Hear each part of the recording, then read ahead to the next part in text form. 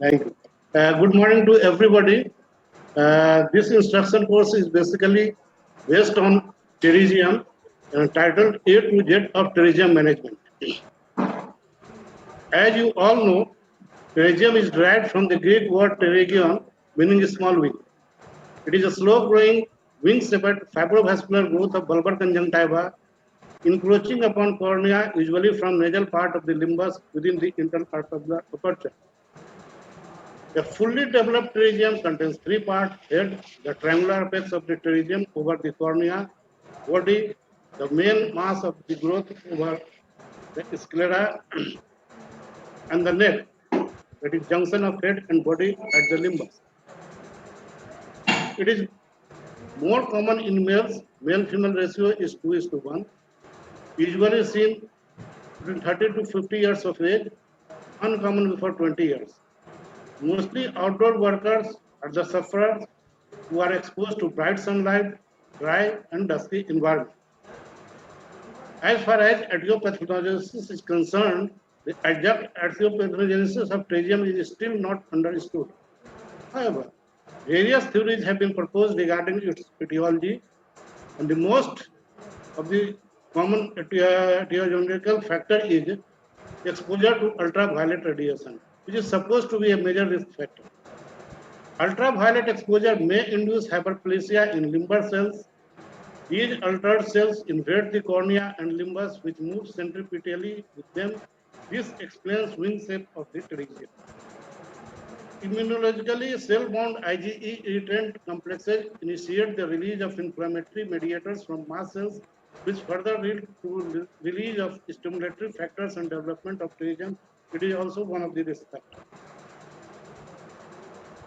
Genetic factors is also concerned in the development of pterygium, which is expression of hymentin. P53 mutation leads to decreased apoptosis and increased TGF-beta, which leads to increased growth. Increase in non-perfusion area and attenuated vessels in nasal limbus during early stage of pterygium causes recruitment of progenitor cells. Infection with herpes simplex virus and human papilloma virus have been suspected as risk factor. These days, angiogenic growth factors have been considered to be one of the most important factors in the etiopathogenesis of pterygium. Increased level of pro-angiogenic factors may contribute to the progression of pterygium by means of angiogenesis. As far as pathology is concerned, pterygium is a degenerative condition of subconjunctival tissue which undergoes elastotic degeneration and proliferates as vascular growth tissue overlying the epithelium. It ultimately encroaches the cornea, destroying the corneal epithelium, stroma, and the Bowman's membrane. Histologically, it can be classified as angiomatous when stroma contains a significant number of vascular vessels, fibrous, where stroma is predominantly fibrous with a few scattered vascular elements, and the mixed, when stroma contains both vascular elements and thin bundle of collagen tissue. Clinically, it can be progressive or atrophic. Progressive pterygium is thick, fleshy, pink or reddish-looking vascular growth, which is progressive in nature, while atrophic pterygium is thin, papery, dry, pale-looking growth, which usually remains stationary. Location-wise, it can be nasal, temporal, or double pterygium. Nasal pterygium is those which is found on nasal side of the limbus. Temporal pterygium found on temporal side of the limbus, while double pterygium can occur on both sides of the limbus. Pterygium can also be divided into different stages. In stage 0, the lesion is posterior to limbus, while in stage 1, lesion involves the limbus. In lesion stage 2, lesion appears just on the limbus when vascularity is normal, but a minimal elevation is observed on conjunctival and corneal tissue.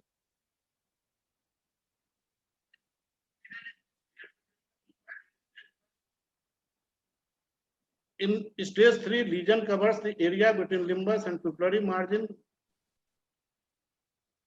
There is moderate vascularity with vessel congestion. And stage 4, lesion is central to the pupillary margin. This is a severe form of pterygium with vessel congestion, and dilatation. As far as symptoms of pterygium is concerned, patient may have redness, on body sensation, chronic irritation, dryness of the eye, lacrimation, restricted movement of the eye resulting in diplopia. Other symptoms may be cosmetic disfigurement, problem in fitting contact lens, reduced visual acuity. When examined, pterygium is a small fleshy mass of conjunctiva, usually drawn from medial canthus and growing towards the limbus. We can see triangular encroachment of growth onto the cornea in front of the advancing edge of pterygium. Sometimes there is a line of infiltration indicating the progression of lesion. A pigment line called Stoker's line may be seen in central corneal epithelium ahead of the pterygium, which is due to deposition of iron pigment on the Bowman's membrane.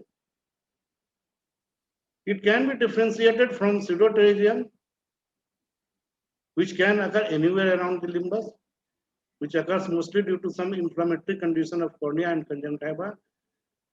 Pseudopterygium fixed only at its effects to the cornea and not firmly and closely adherent to the underlying structure. A probe can be passed beneath its neck, which differentiates it from true pterygium. Other differentiating condition may be OSSN.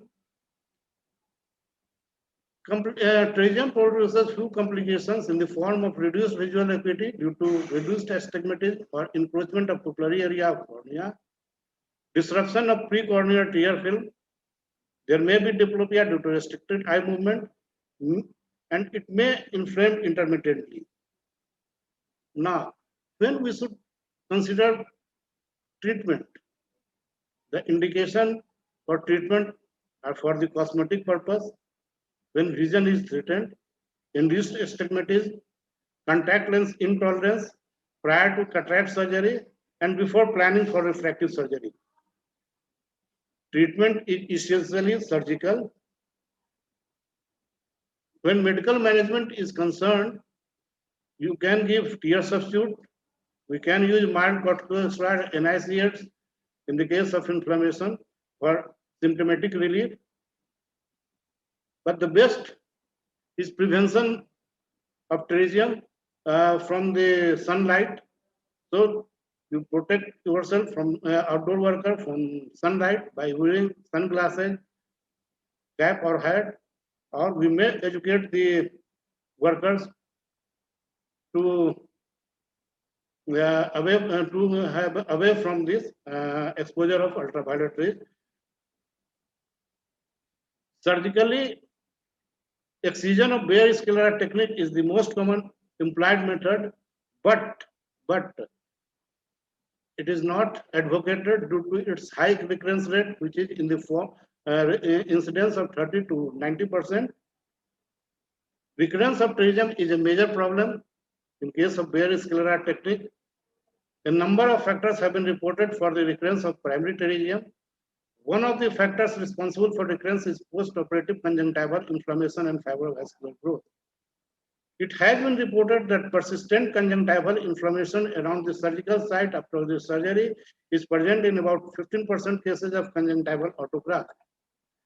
Increased level of growth factor, especially vascular endothelial growth factor, which is known to be produced in response to several stimuli, including ultraviolet radiation. So what should we adopt the strategy for prevention of this recurrence of pterygium? As you all know, recurrent pterygium is more difficult to manage due to thinning of underlying cornea and extensive scarring.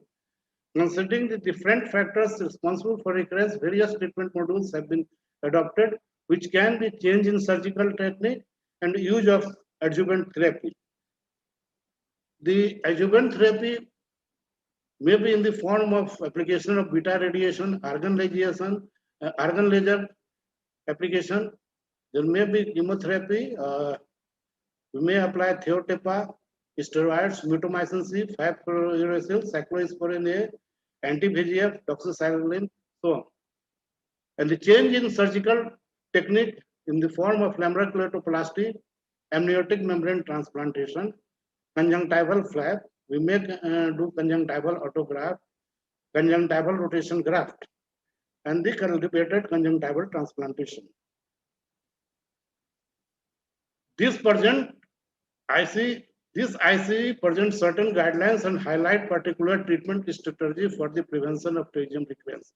It is designed to be relevant, scientific, and practical.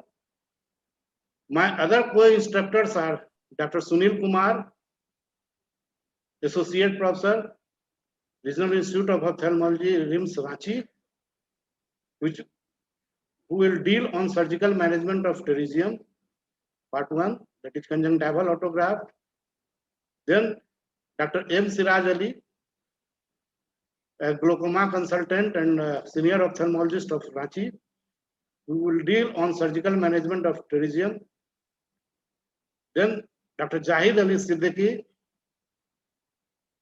the renowned ophthalmologist and cornea specialist from Bokaro, Jharkhand, who will deal on surgical management of recurrent pterygium. Is it different? Unfortunately, Dr. Suya Samanta is not present, so the topic of Suya Samanta, that is post-operative management in pterygium surgery, will be taken up by Dr. Sunil. So now I pass this to Dr. Sunil for his presentation. Dr. Sunil.